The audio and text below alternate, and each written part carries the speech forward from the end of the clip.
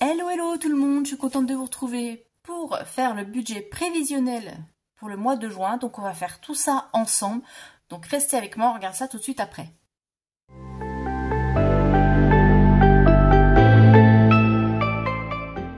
Bon allez, c'est parti, on va faire ça ensemble. Vous dites-moi si vous avez déjà fait votre budget prévisionnel pour le mois de juin, s'il y a des surprises, bonnes ou mauvaises, comment vous avez planifié ça, comment vous terminez le mois de mai. Hop, voilà, donc je vais le laisser ouvert comme ça, je vais pas enlever les feuilles aujourd'hui. Donc on a dit budget, budget du mois de juin, je vais y arriver. Et c'est parti. Alors au niveau du salaire, donc c'est comme d'habitude, on est à 1635. Donc je rappelle, hein, je travaille à temps plein. Donc ça c'est mon salaire de mon emploi. La CAF c'est la prime d'activité. Donc je suis à 51. Et puis la pension pour ma fille.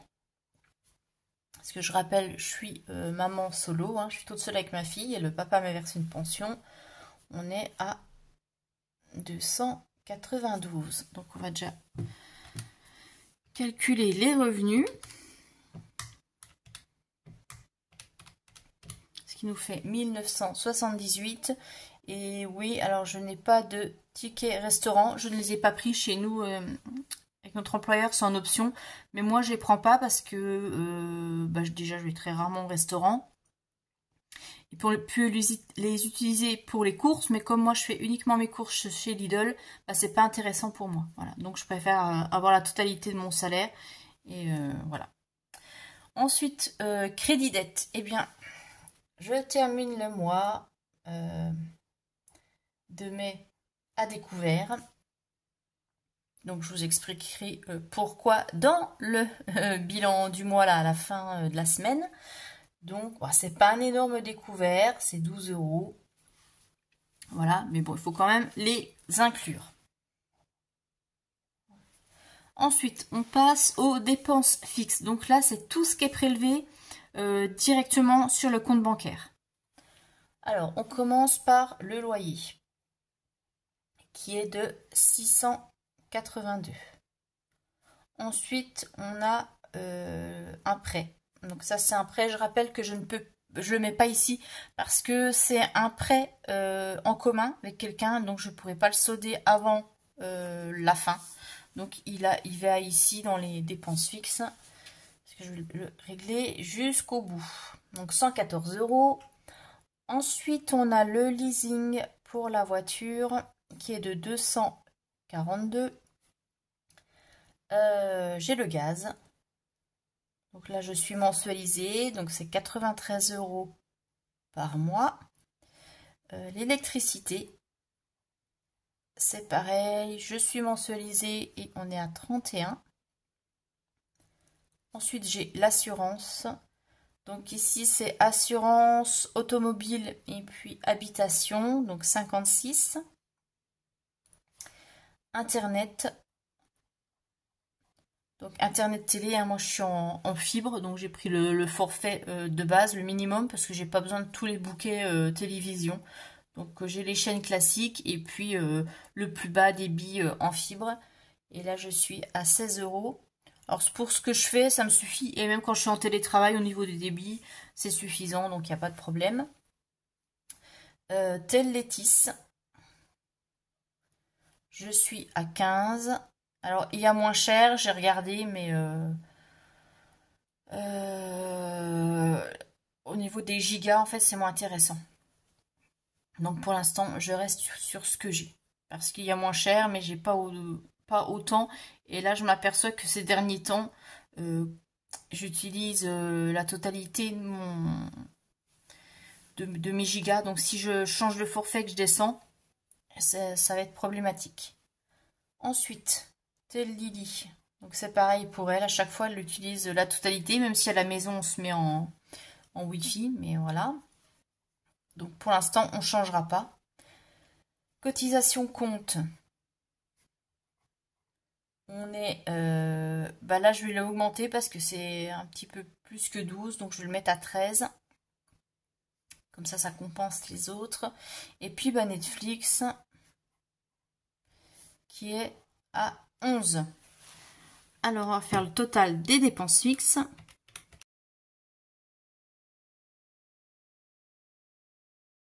Ce qui nous fait 1289 en charge fixe. Ensuite, les virements permanents. Donc ça, c'est tout ce qui est prélevé directement du compte courant pour aller sur mes livrets. Donc c'est un virement automatique, hein, je m'occupe de rien. Alors, j'ai le virement vers le LEP. Là, c'est 40 € et qui vont alimenter mon nouveau fonds d'urgence dont je vous parlerai quand on fera le remplissage. Ensuite, j'ai le virement vers le livret qui est de 10 €. Donc ça, c'est pour ma prévoyance décès. Donc, ce qui nous fait 50 € de virement permanent. Et ensuite, on passe à tout ce qui est dépenses variables. Donc, en général, ici, je mets ce que je règle soit par chèque ou soit par carte. Alors, on a déjà le carburant, parce que ça, je règle par carte bancaire, parce que aux alentours, il n'y a pas moyen de régler en espèces. Et là, c'est 50 € d'essence pour le mois. Et puis ensuite, j'ai la consultation à 25 €. Et là, je mets juste ce qui me reste à charge, hein, ce qui n'est pas pris en place, qui n'est pas pris en charge, pardon, par la Sécu et par la mutuelle. Donc, ce qui nous fait un total de 75. On passe aux enveloppes.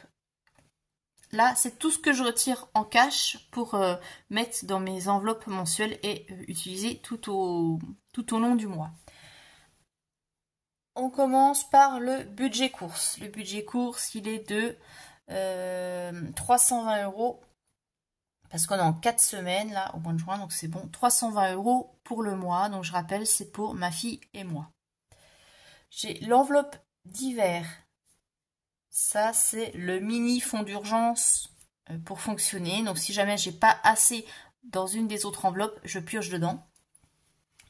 L'enveloppe loisir, je vais l'augmenter. Je vais la mettre à 30. Parce qu'en général, bah, en début de mois, si vous avez regardé ma vidéo organisation, chaque début de mois, on se fait un fast-food. Et donc, du coup, les 20 €, ça ne suffit pas. Chaque fois qu'il faut que je pioche dans le divers ou autre. Donc là, je mets directement les 30. Ensuite, on a l'argent de poche. C'est 10 €. Donc, pour ma fille, hein, je précise. Et puis, pour moi, Laetice, c'est 20 €. Voilà. Alors, ce qui nous fait un total de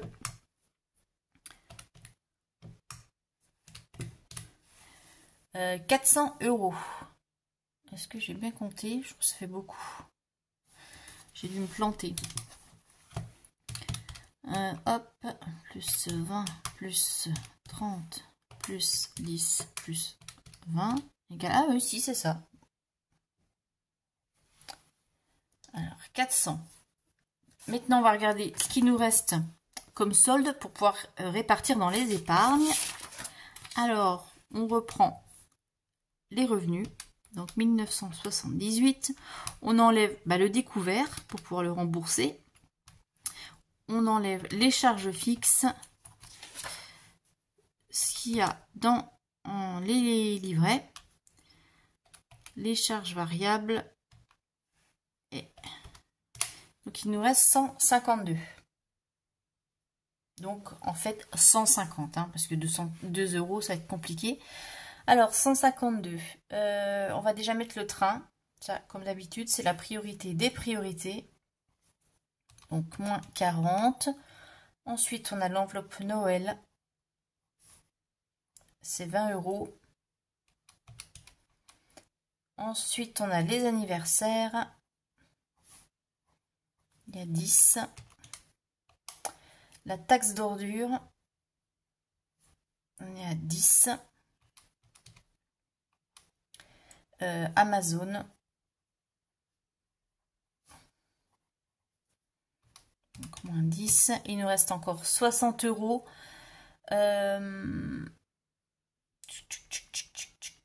Comment je vais répartir?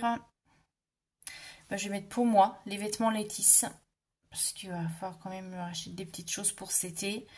Je vais mettre 40 €. Et puis les 20 € qui restent, je vais mettre pour les week-ends. Ce qui nous fait un total d'épargne de 150 € et il restera 2 € sur le compte. Voilà pour le mois de juin. Bon, j'espère que ça va bien se passer, que je ne vais pas terminer trop à découvert. Bon, après, le mois est un peu plus court, donc il devrait y avoir un petit peu moins de tentations. On verra bien. Et bien voilà, il n'y a plus qu'à. Et bien sur ce, je vous souhaite une bonne semaine et on se retrouve ce week-end pour faire le bilan de la semaine et du mois. Bye bye.